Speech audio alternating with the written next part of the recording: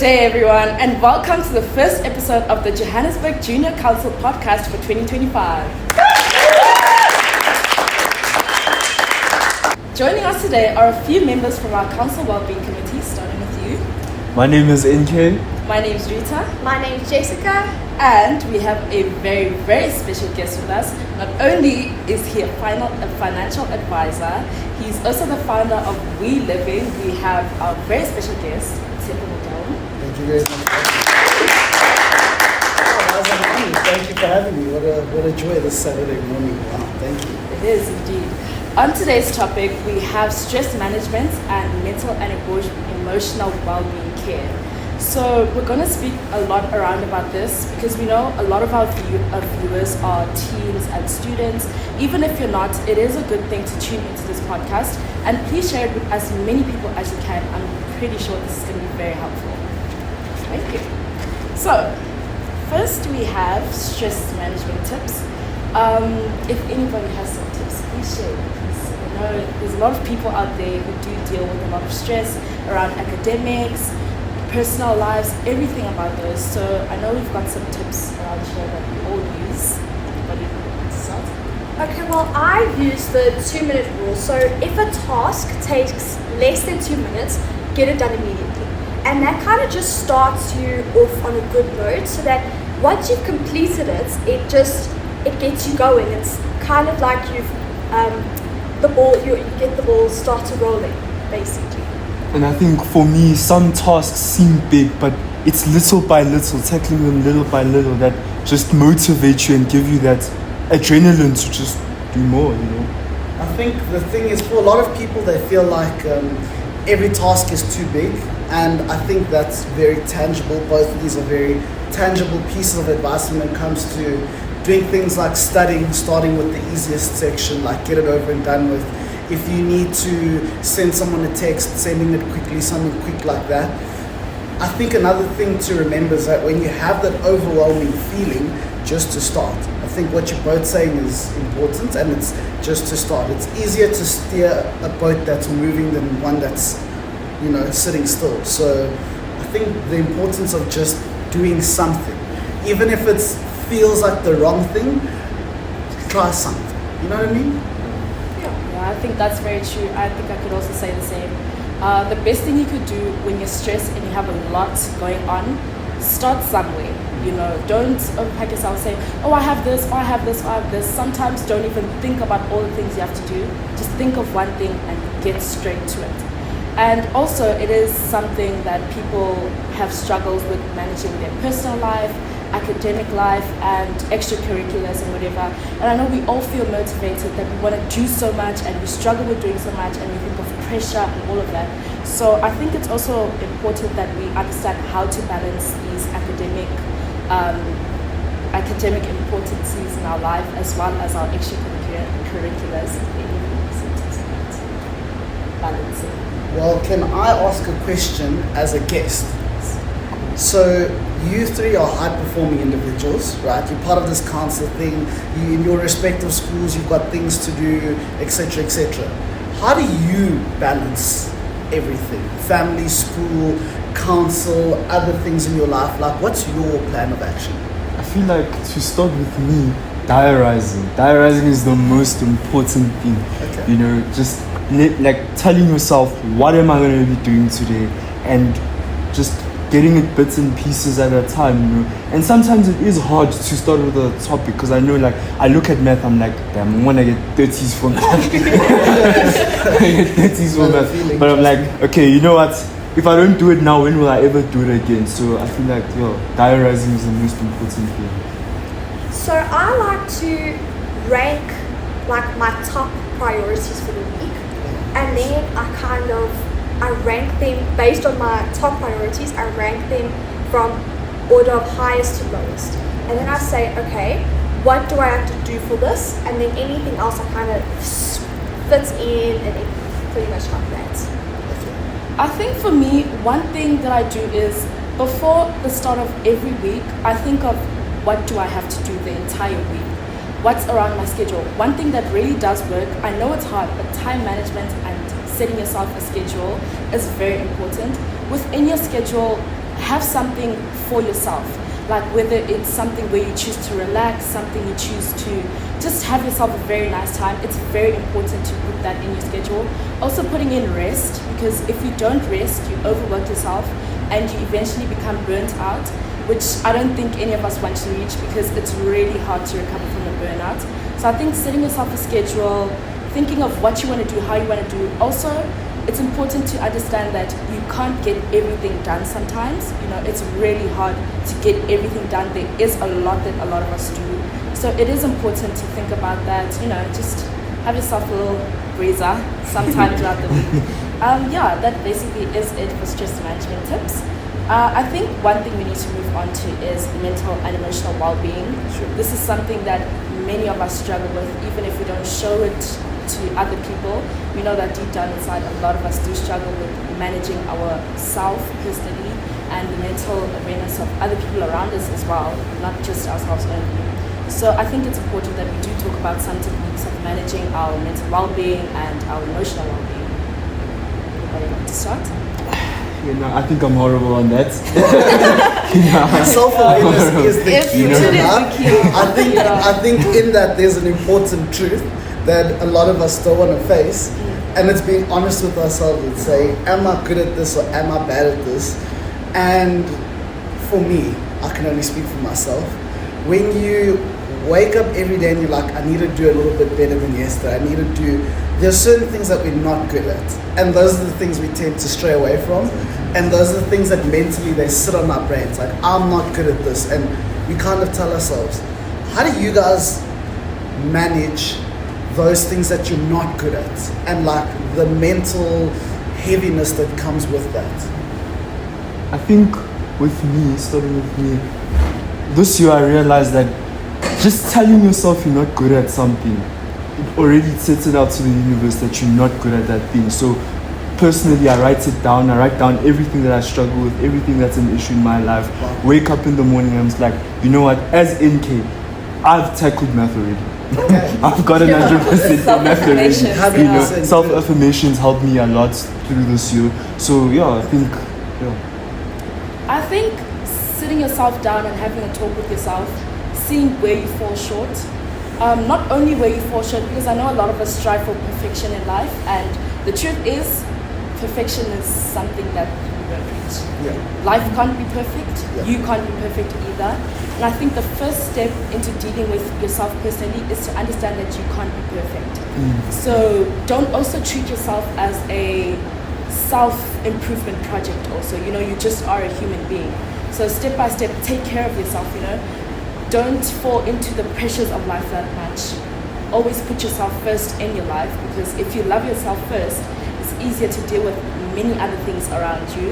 And I think a lot of us can agree with that. You know, self-love is really a good thing. Self-care as well. The more you take care of yourself, the more your interpersonal life becomes a lot better. Yeah, that's all I can say about social love. So I do something very similar to NK. I also like to just write it down, put it on paper so that it's out of my mind. I also like to just ask for help, because I feel like that's something we don't talk about much, and it's kind of taboo if you ask for help, you know? 100%. You like people, like, you don't see many people asking for help. So I ask for help. I say, can you help me do better in this, like for math? Like, like, ma'am, can you please help me with this topic or something like that? So that's one thing I do. I mean, like Rita said, you can never be a perfectionist. You know, you always need to. But then on that, comparison is the thief of joy, right? And the biggest issue that I face, I think a lot of people face, is unfortunately this evilness that is comparison, because of everything we're exposed to. I mean, you guys are the most connected generation that there's been, and the next generation will be the most connected, and. You are one Instagram story away from seeing someone living their life in Italy for 3 days, and then flying to Spain, and then going to Greece, and shaking hands with black coffee. And it's easy to do all this work on yourself and say, I might not be good at this, but it's something I'm getting better at. And then you go on social media and you see someone else doing the very thing that you're not good at, and they're excelling. How do you prevent yourself from falling in the trap of looking at social media and thinking it's real? I think One thing I would say is, I think one thing we should realize is it's really hard to not get drowned in somebody else's life. You know, we're all present on social media. I think it's so hard to not look at somebody's life and think, oh my, I should be doing that. Oh my goodness, I'm not that good at math. I'm not achieving enough. I'm not doing enough of myself. As much as we could fall into that, I think one thing we should continue telling ourselves is follow your path. Think of your life. You know, if you have something that you want to try being better at, instead of looking at somebody else who's better and doing that, rather think to yourself, how could I be better at this? And not with the pressure of, oh, I'm not good enough, oh, I'm not doing enough of myself. Just with the mindset of, I really want to do good for myself. You know, I really want to involve myself in a lot more. So you don't fall that much into other people's life by saying, no, that's bad because I'm not doing it. But rather in a sense that, oh, let me try that and get better at it. I feel like for many people, it's always work hard now, party later type of vibe, you know. So I feel like it's all about what we learned at camp, even accountability, you know, to know actually this is what I need to do now, party later, you know, celebrate later. I think that's the most important thing in terms of, you know, navigating in that. Yeah, I think it's like you also have to realize that, I mean, we don't have the same experiences. We're not the same person. We're not robots. We're not copies. So we're all going to have different experiences and different ways of viewing the world. So, like, to compare yourself is, I think something that I've told you all, like the council, and it's something that I tell people, it's something I have to tell myself, like every single day, is that when you're looking at other people's lives, things might seem great from afar, but they are far from great. You know, when you see someone walking on the stage at school and they're getting a full house of distinctions and they're the number one sports player and they also participate in every cultural activity, and you're like, wow, that is the best all round. I wish I could be more like that person. You don't know the life that they're going home to, you know. Some people are using everything as an escape. Other people are using life as, you know, a way of running away from their problems. Other people are striving for achievements but not relationships with people and relationships within themselves. So it can all feel kind of empty sometimes, and that's something that I think we all need to remember. And I mean, with that, what advice can you give to someone to navigate that stress that they feel domestically at home and school and extracurriculum? You know, for some top achievers, I think that's what everyone struggles with most of the time. I think for top achievers, and I see it every year. We see it, you know, everywhere we go. It's often the people that achieve the most that have the most internal issues, not only with themselves, but perhaps with people at home or whatever the case may be. And for you guys and anyone who feels like, you know, I've done all this stuff, it's very, very difficult. It's what I like to call, for me anyway, you know, as a financial advisor, we have this thing of saying money doesn't bring you happiness. But it's weird because we're in the space where you need money to operate. In the same way, achievements won't bring you happiness. Like, they won't fulfill that missing feeling, you know. Often, and the truth is that people are doing all of this so they can hear from their mom or their dad, I'm proud of you. Some people don't even get something as simple as I'm proud of you.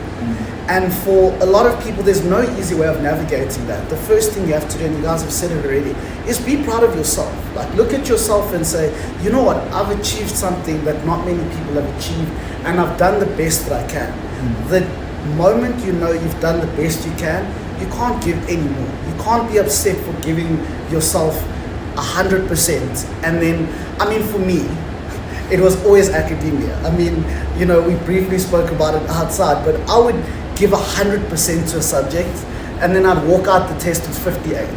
And I'd know a friend of mine who gave it 4% and he got flipping 100%. And it was always that really, really low feeling of like, man, I didn't achieve. And when you really look at it, why did I feel like that?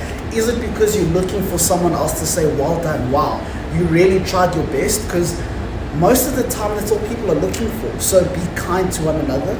You know, in looking after your own mental health, try your best to also look after the mental health of those around you. And that doesn't mean, hey, let's sit down and have a DMC about what's going on in your home. It means just being kind to one another, you know.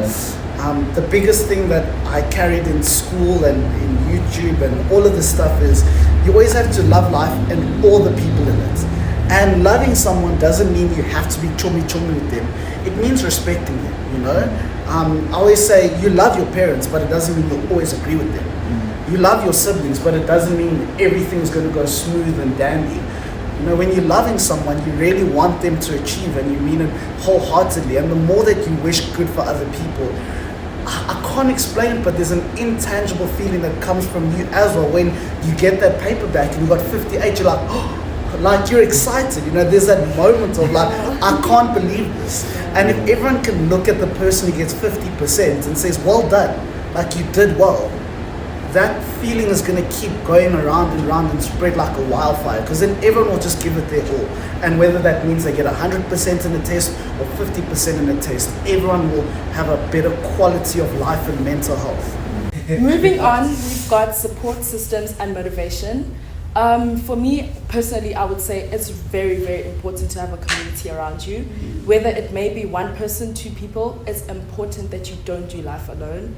I really think you need somebody else to help you, to motivate you, whether it is that this is somebody you vent to, whether it is this is somebody you help guide you on things. But it's very important that you do seek some sort of help. You know, I think it's something we should normalize and not feel embarrassed about, because it's very hard to do life just by yourself. Life is truly, truly hard and stressful, and having somebody else right next to you can alleviate a lot from your shoulders. Yeah, it's my question to you guys, and you're gonna burn me to the ground because I keep throwing curveballs, but I'm hoping that someone needs them. What do you do when you feel alone? Like when you feel like you have no one to reach out to? I'm sure we've all been there at some stage where life is just smashing you and you're like, yo, ish, and I have no one who understands me right now. What do you do? That's a hard question. That's really a hard question. Yeah. For me, I'd say when you start to feel alone, you feel like it's just you. Like as much as there's so many people around you, it's just you and nobody else is gonna understand. The first step is to finding comfort for yourself without other people first. Not only, but first. You know, whether it is you get a hobby that fills up a bit of space in your life, makes you feel a bit happier, you know, it does increase your dopamine levels. Yeah, you know, those type of science stuff. But getting stuff like hobbies, doing something that, you know, brings you some sort of comfort is a first step, because it's really hard to feel alone. And as much as a lot of people would advise, go look for somebody, you know, just dim that feeling of feeling alone, you do need somebody. It's really hard to step out of that feeling. So the first step, I think, is to getting into something by yourself, just to get your mood a bit higher. And along the way, it's hard to get people, especially if you're somebody who's an introvert or somebody who's usually grown up as a loner, almost, might I say. It's very hard to get along with people on a very deep level. So I think bit by bit, you will get there at some point. But start with yourself. Get yourself a hobby. Get yourself something to do, just alone. It'll feel much better. I think I'm not going to answer my own question. I promise you. I'll just tell you how I navigate, because I agree with what you're saying 100%. When you're in, I call it the sunken place, right? I call it the sunken place because in life, if you don't laugh, you'll cry, right? So when you're in the sunken place and you've got stress at school, and then you get home and maybe you don't feel supported at home, and then you've also got other projects that you want to do. For me, when I'm in the sunken place, it's exactly like you're saying. One step at a time, finding a little thing that brings me comfort. And the problem is that I find is that it's so easy when you're in that vulnerable state to do things that are not healthy for you. So the first thing that I would say is find a healthy way of bringing your dopamine up. You know, it's so easy to say, you know, I'm in the sunken place, I'm feeling lonely, let me go to a party and, you know, whatever, like drink or whatever the case may be, you know, like, you know, that's That's a lot of people's run away from their problems. It's easy for people to get caught up with the wrong type of people when you're in the sunken place, because if no one understands you and there's one person who comes to you and they not exercising the right way of going about life and they're involved in the wrong type of lifestyle, it's easy to get caught up there. So I think finding a healthy hobby is important, whether that's just walking outside for 5 minutes and that's all you can do. If that's all the energy you have, then that's all the energy you have. Riding a bicycle, learning how to paint really stupid pictures on Photoshop, doing something that's so abstract that no one, is gonna understand it except you. That's for me has always been the first step. And the second step is knowing that anything you're going through, someone else has gone through it before you. That's the only way I got through school, was understanding that people less committed to this thing have done it. People far less committed and not that I'm intelligent, but people with far less academic capabilities than me have gotten themselves through this. So then surely I can as well, those little things. And then you'll find your tribe, being good to people means people will be good to you. So, that's... And I find with most things, with friends especially, people that you're exposed to, you attract whoever you are also. Yes, if you are in that depressive phase, you're gonna attract friends just like that. 100%, so I feel like it's important for people to also change within themselves also. Couldn't agree more. Yeah, and also like NK said, what you put out is what you get back. So I'm not saying don't feel your feelings. Yeah. Feel them. They're valid. We're not saying that they're not valid. But you have to understand, like NK said, you're going to, someone else is going to come along who's also in the sunken place. And you're just going to be in that sunken place together. So you have to, with small little steps, get out of there and you'll find your way. Yeah, I think it's like NK said, it's very important to have a good community around you.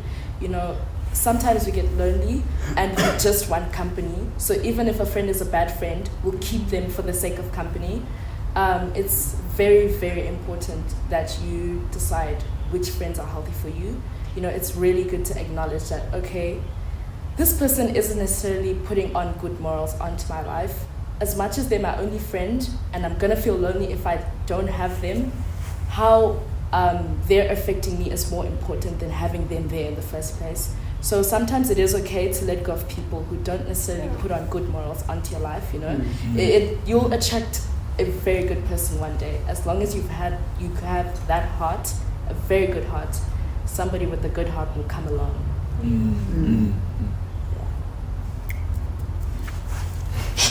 I'll give you a good snap for that. Also, during tough times, it's very hard to stay motivated. I think we can all agree. Sure.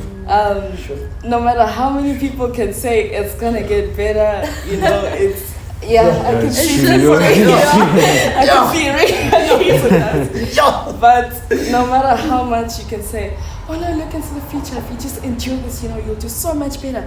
Everything's gonna be better. It's hard to stay motivated when you're in that position.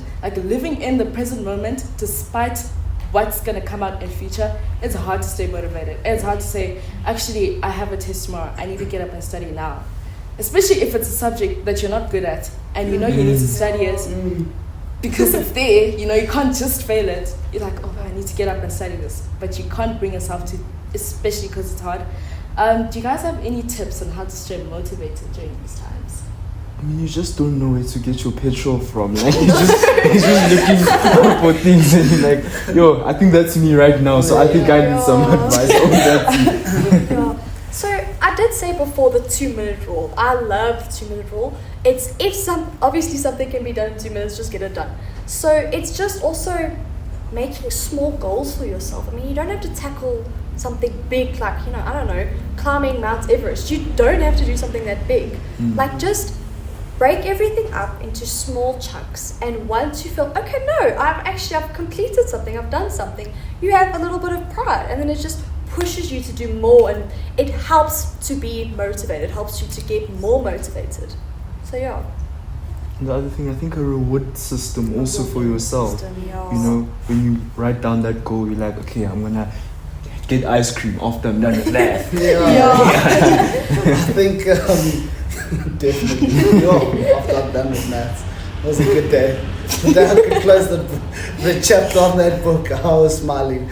I think when you lack motivation, you need to look at the bigger picture, which is again easier said than done, and people say it all the time, but it's looking back and saying, okay, what is the end goal of me getting up and doing this task right now?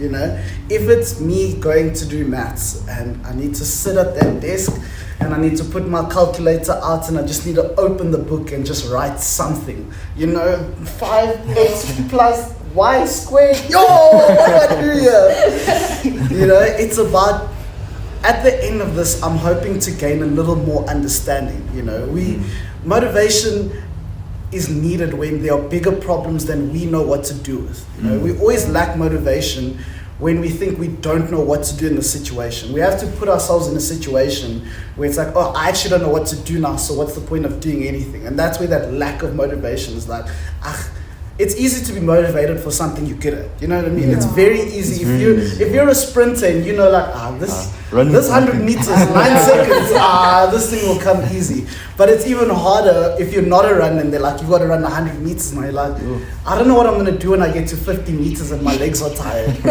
But the truth is, when you're in the middle of it and you're at that 50 meter mark, your legs are still going. You're like, oh, it's hard, but I can do it, you know? And that's... knowing that when I get into it, maybe something will trigger inside of me and I'll be able to push my way through, you know, because the bigger picture is like you achieved.